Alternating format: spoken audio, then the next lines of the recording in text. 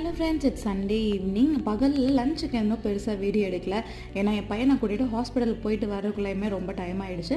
And லஞ்சுமே வந்து ரொம்ப சிம்பிளான மட்டன் கிரேவி அண்ட் குழம்பு தான். அதனால் நல்லா சாப்பிட்டுட்டு ரெஸ்ட் எடுத்துகிட்டு ஈவினிங் மேலே ரைஸ் மேலே வந்து கொஞ்சம் நேரம் ஃபேமிலி டைம் ஸ்பெண்ட் பண்ணிட்டு இருந்தோம்.